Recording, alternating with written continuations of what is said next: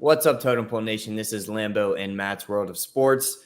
Today, we are going into the conference championship previews of college football. We're going to go through all of them. We're going to give our predictions. We'll give our opinions on the schools and the seasons that these schools have had. Thank you to Sideline Sports Network, as always, for the platform. And if you want some merch to support the boys, the link is in the ticker. It's totempolenation.com. That's enough talking. Let's get into it.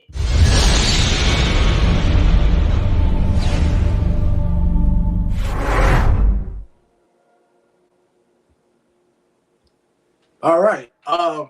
New Mexico State versus Liberty. Now, Liberty lost their coach, obviously. And Hugh Freeze is at Auburn. And I could talk about how bad Auburn messed up on 4th and goal. But no, we're gonna get to the positive side of things. Jamie Chadwell is the coach of Liberty, and Liberty is undefeated. Now,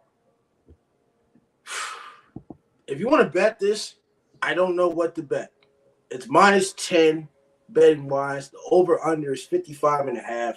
Obviously, New Mexico State has surprised a lot of people this year at 10-3. And I know it's not the schools that we normally talk about, but we have to put some respect on their name, obviously. In this game, I'm going to go with Liberty, obviously. I'm going to go with the undefeated team. And by the way, New Mexico State, they beat Auburn. So, I mean, they beat the crap out of Auburn. They beat the crap out of Auburn by 21 points. So, New Mexico is not a bad team. They're going to fight, but I'm more confident in taking Liberty. I mean, without Hugh Freeze and a new coach, they're still good. It ain't like they fell apart and departed, obviously. I'm going to go ahead and take Liberty. I'll take the -10. All right. So the smart play here is to take Liberty. But here's why I'm going New Mexico State. Here's why. Here's why. First of all, not only was that Auburn win very, very impressive and conclusive very early with the way that they whooped their ass, they also just handled Jacksonville State, who is not, a Power 5 school. It is their first year in D1, A, or in, what is now the FBS. The reason I'm pointing them out is because Jacksonville State went on a run this year of just whooping the ass of countless teams that have been in the FBS for years. They came in a similar way that JMU did, where they did not play, just shit teams every week like you expect transitioning schools to do. They played decent teams and they won decent teams. So it's back-to-back really good wins for this New Mexico State team. And part of my pick here is me being petty because the head coach of Liberty, they 12-0, great season. They're in Conference USA, whatever, but 12-0 is still impressive. He did say, though, in his post-game speech in the locker room, first time in school history, that is a factual statement. And he said, first undefeated regular season in the state of Virginia history. Oh, wow. Now, I will say this. 1999, we played 11 regular season games and played the national championship for the 12th game and went 11-1. But to say that you were the first team in Virginia State history to have an undefeated regular season is inaccurate. It's wrong. Tech did it. 99, Michael Vick. All right? Don't get it twisted. It happened already. Now, I understand it was one game short, but here's what I'll say. Y'all are playing New Mexico State next week. Tech was playing in the national championship after that. So all props to Liberty. All right, all props. But it's not the first time in the state of Virginia. I just wanted to clear that up. Virginia Tech has been there, done that when it comes to that success. We can go to the next game. I'm going New Mexico State. I might be wrong here, but it's the pettiness in me as a Virginia Tech fan. I'm taking New Mexico State. All right. Next game, Oregon versus Washington. Pac-12 championship game. Now, obviously, a couple weeks ago, when we was at the Tech game, I think against Pittsburgh, and we were walking back. You picked Washington. I mean, excuse me, you picked Oregon. I picked Washington. Now, Oregon had a chance to win that game, but it came down to that why they went for it on 4th and 6 and gave Washington a short field. The game was pretty even. So if you went over under, you would have easily won. The over under is 66.5, and the line is -9.5. Now, Washington did struggle the last 2 weeks. I get it. They did. Hold on. They beat Oregon State by 2 points, and they beat Washington State by 3 points. Obviously, okay. I'm not saying I'm not confident in Washington's defense. I think Oregon's defense is better, obviously, but in this game, I'm not sure how Washington would impact the college football playoff if they win. I'm going with Oregon in this game. It's hard to beat a team twice. It's very hard to beat a team twice. It's not like Washington has home field advantage. It's not like they're in Washington. They're in Vegas. All right, this game is played in Vegas. So I'm going with Oregon. Bo Nix has a chance to win that Heisman.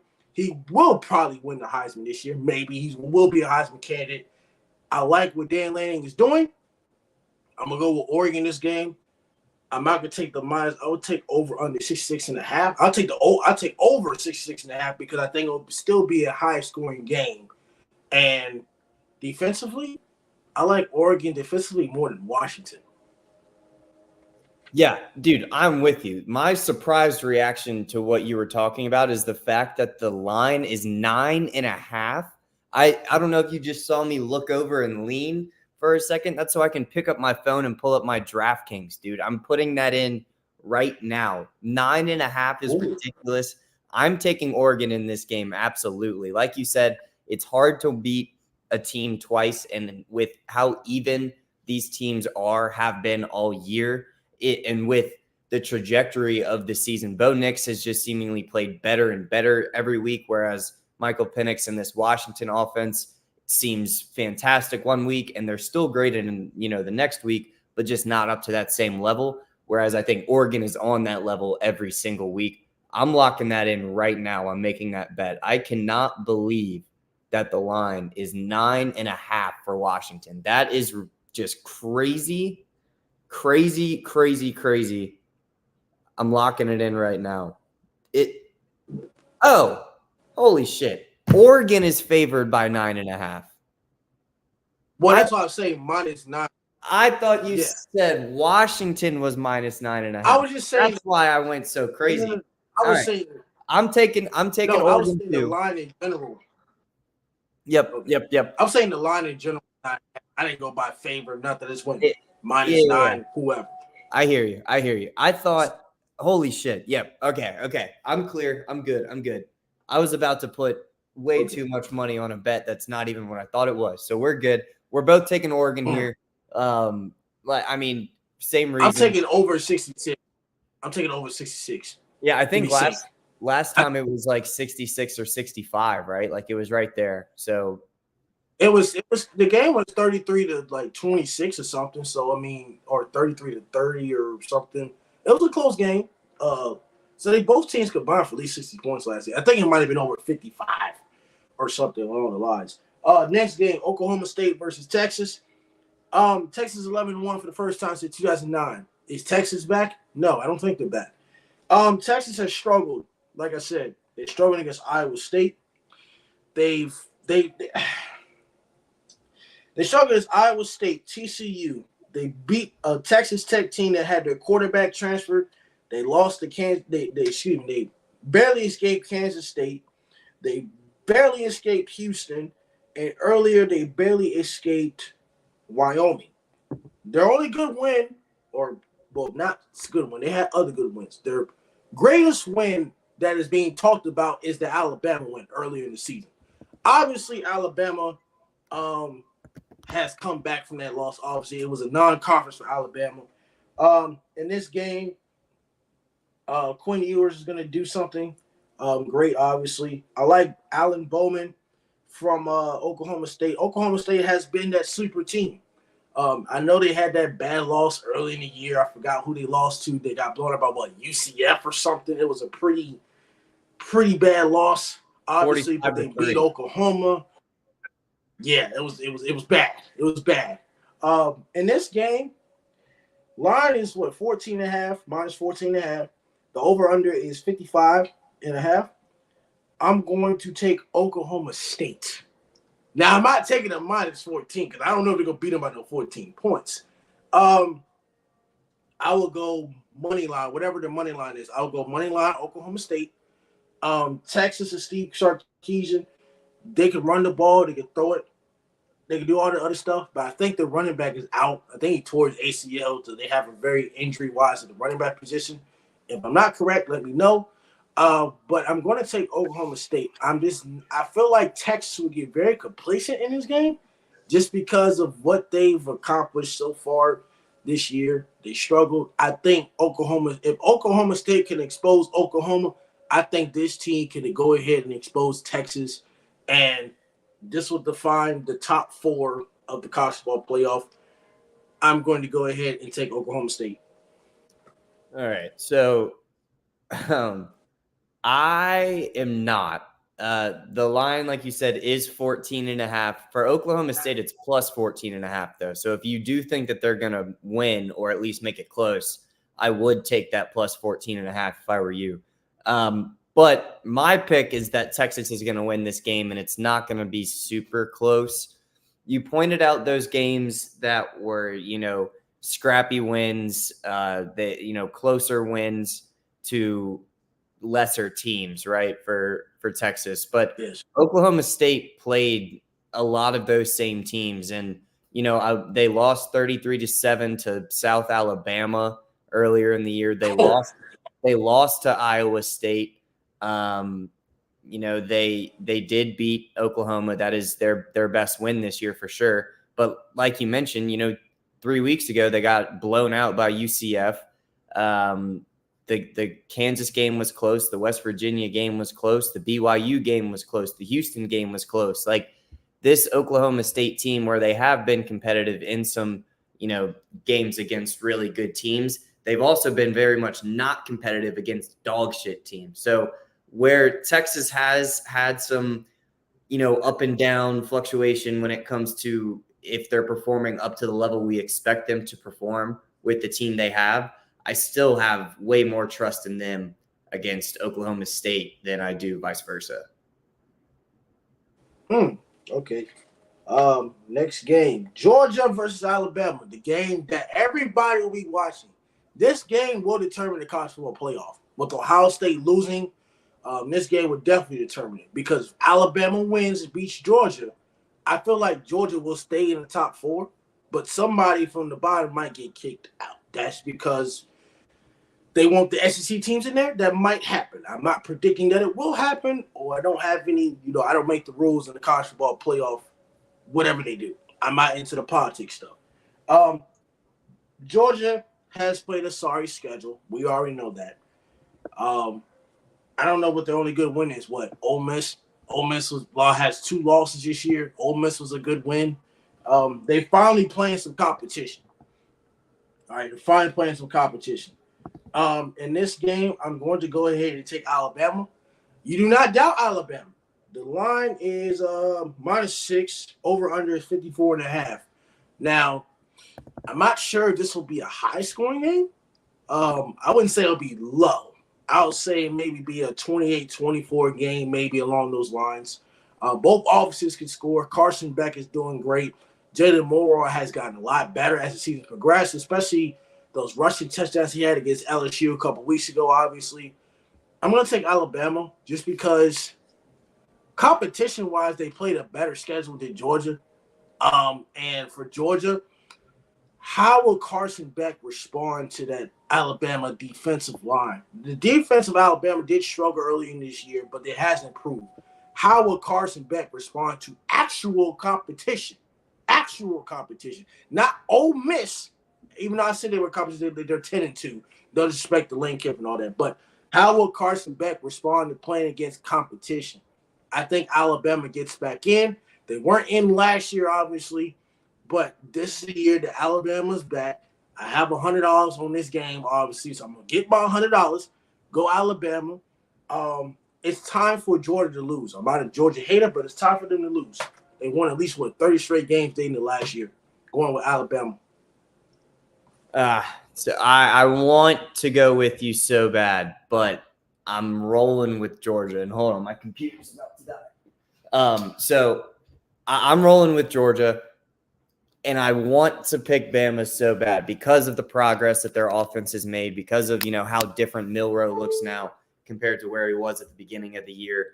But at the beginning of the year, we saw Georgia, let South Carolina hang around a little bit. But as it's gone on, their offense has just turned to another level. I mean, Carson Beck is playing phenomenal. And where they haven't played the schedule that Bama played, you still got to look at, the most recent games for them is Missouri, which was a dub. They're ranked, really good SEC team this year. Ole Miss, also a good SEC team this year. Tennessee, disappointing for sure. But, this still a good SEC team, not a great one by any means. I'm not giving them more credit than they deserve. And then, last week they played it a little bit close, but it was a rivalry game against Georgia Tech, who has upset teams this year. So I'm not confident enough that the gap between the two teams has closed enough to where Alabama, I would put my money on Bama. I am not mad at the pick at all because I could definitely see myself making that pick as well. But I'm going to roll with Georgia in this one. And if I were to bet this, should I pick Georgia +6? If I were to bet this correctly, is it? The line is -6. Yeah, it's -6 for Georgia. So if you're going with Bama, you would pick Bama plus the 6. Oh, man, I see. Yeah, Bama. Yep, that was wrong. Never mind. Yeah. Never mind. I mixed it up. Sorry. Next game, SMU versus Tulane. Now, the reason why I'm talking about this is because it's not only the conference championships, but Tulane last year did surprise some people when they beat USC in a bowl game. It was last year, 2 years ago, when they beat USC in a tremendous bowl game, obviously. I like this quarterback from Tulane. I like Michael Pratt. I really like this guy. He only has 4 interceptions in total this year. They got great receivers. They got a great run game. SMU is one of the sleeper teams. They're 10-2.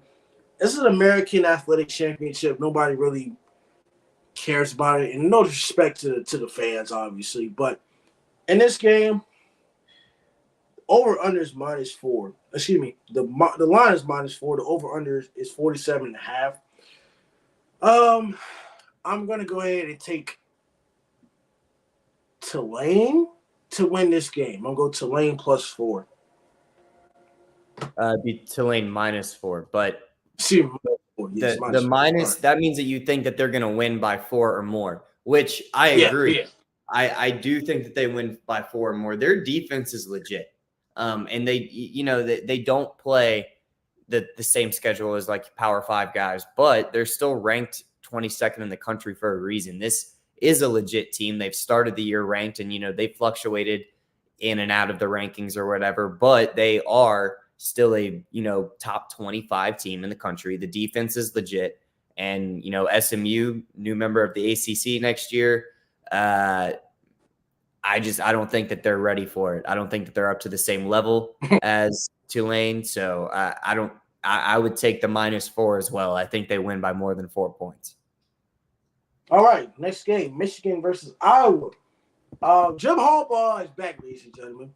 Now, I wish we were both here to recap the Michigan-Ohio State game. Excuse me, obviously. But it's funny how Michigan has had 2 interim coaches and they're still undefeated. So nothing has changed as far as wins and losses. Now, if you think they cheated or whatnot, that is your opinion. Like I said, I'm just saying, 2 interim coaches and nothing has really changed as far as the way they're playing. They still play the same. Yeah. Cade McNamara, the former Michigan quarterback came out and said he knows everything about Michigan. He know everything. Well, Iowa is letting go of their offensive coordinator by the end of the season. So obviously your offense was straight ass, even though you were 10-2. Obviously, your offense is a little bit of one-dimensional, obviously. I'm going with Michigan. Michigan has something to prove. The line is minus 23, and the over-under is 35.5. I don't know if Michigan will beat them minus 23. I will consider this game a blowout. I think Michigan, Jim Harbaugh has something to prove. Everybody has something. This is motivation. For their coach getting suspended for 6 games, suspended twice in 2 years, they have something to prove. They want to get to that top 4. They beat Ohio State 3 years in a row. They are that team that wants to compete for a national championship. They will stay up there. They will win. I'm not confident in Iowa's offense. Their defense is great, but I don't know how the hell the defense is going to stop Blake Corum, Donovan Edwards, J.J. McCarthy. I don't know how they're going to stop those guys, even though Michigan is a run-and-pound, line of scrimmage team. I think Michigan is hearing what Kate McNamara said, their former teammates. So they're going to use that as motivation. They're going to put it on a stamp, just like what the UVA quarterback said about Tech. They're going to put it on a stamp, and they're going to whoop that ass. I'm going with Michigan. Yeah, I'm going with Michigan too. You can know all you want about the team you're playing, but your offense is averaging 18 points a game, and you're going into still like the argument point for Iowa in this case would be that they have a super legit defense, which is true and which has been true for the past 10 years. But what also has remained consistent is that their offense is complete dog shit, and they're going to be going against a Michigan defense who is also top 5 in the country. So, I don't know where the confidence comes from, because you left Michigan because you couldn't keep the starting spot. And, in your competition battles, who are you going against? Your own defense, right? So he can say he knows all about the Michigan defense. That's fine. This is an offense that, playing teams that are nowhere even near where Michigan is still scoring 18 points a game. So, yeah, this over-under is probably pretty accurate, because I'm not saying Michigan's just going to put up 40 on this Iowa defense. It is good, but the difference between these offenses is just not fair. I don't think there's really any debate in this game. If you're an Iowa fan, I'm sorry, but it's just. I'm not sorry. That's why you're letting go. Your OC didn't let go by the end of this year. You had to let it go. They literally put a clause in the contract that said he had to average 25 points a game, and he did that for the first 2 games of the year. And here we are in week 14, and he they're averaging 18. So, I don't know if there's much of a conversation here. The only conversation would be if you want to take Michigan at the minus 23.5, which, if the over-under is only 30 something, I don't know. I don't know. 23.5. I might be on the fence of taking that, but it's just going to be such a defensive game. And I think the only explosive plays are going to be coming from Michigan. So I could see it, but I wouldn't even touch this game when it came to betting, because money line, you're not going to be able to make any money, because it's going to be like minus 2,000 or something. So you can bet. Yep. Yeah, you can bet like $100. I'm not betting. Yeah, this game is just it's an ugly game when it comes to betting. So I think it's not going to be close on the field, and in the books, I'm staying away. All right, last game, Louisville versus Florida State. Obviously, Louisville lost to Kentucky. Not only that, but they also lost to Pittsburgh as well. Now, I know this is a pass, but Kentucky wasn't even supposed to win that game, but they won and beat Louisville. Florida State, no Jordan Travis. They're still in the top 4 right now. I'm not confident in Tate Rodemaker. Not shaming on him, but it's just hard for me. It's hard for me to convince a Florida State team with a backup quarterback to beat Louisville. Now, if they win, happy. I was happy to come on here and be wrong. I'm going with Louisville in this game just because they have their starting quarterback. I don't think they're going to lose 2 straight games. Their run game is very consistent. Florida State has very, very slow starts. They had a slow start against North Alabama. Before Jordan Travis got hurt, they had a slow start against Florida. They came back and won, obviously, but Florida State is getting a little bit exposed with the damn slow starts. Now, if you have a slow start against Louisville, I'm not sure if you're going to come back and win. I'm going ahead and take Louisville to win this game, even though, this probably be the first time they win the ACC championship game, and Lord knows when, obviously. I'm taking Louisville. I like Florida State defensively. Offensively, I am not confident. Going with Louisville. And the line is 2.5. Over-under is 48.5. I would take Louisville minus 2.5. Yeah, I'm with you. That was a weird loss from Louisville. I'm with you. I just don't trust. I don't think I can trust in, my money first of all, but just in general, I don't know if I trust the backup QB of Florida State, even with all the weapons and the great talent he has around him. I don't know if I trust him against that Louisville defense who, they did just lose to Kentucky, but we have to realize, Kentucky was bouncing around in the top 25 this year as well. Like, they're not just some scrub team. They are a decent SEC team. So it's not like that was as bad of a loss as the Pitt one was, because Pitt sucks. Kentucky doesn't suck. So you didn't want them to lose that game going into the ACC championship, obviously. But I will say that I'm more confident in what Louisville brings to the table. What they can bring to the table is what I should say, because we've seen them, UVA stayed close to Louisville. And Tech just blew the doors off of UVA, but then you saw Tech at Louisville and we got our doors blown off. So it's weird with these teams. I just think I trust, the healthier offense of Louisville versus the second string QB of Florida State. Well, this is it for conference championship games. Like I said, it'll be something interesting. Along the lines, we'll see how this goes, obviously. We'll see if we're right, we'll see if we're wrong. Now, final episode of the night will be NFL post Week 13. We didn't do Week 12 because it was Thanksgiving, obviously. But Week 13, there will be some, they'll probably have a same fluid list, or it might be some changes. There's probably going to be some changes because there's some teams with some bad losses, and some teams made some changes, firing of coaches. So we'll let you know our top 5 list. Don't forget to like, comment, subscribe to Total Pole Nation. Need your merch, go to TotalPoleNation.com. We'll catch you later next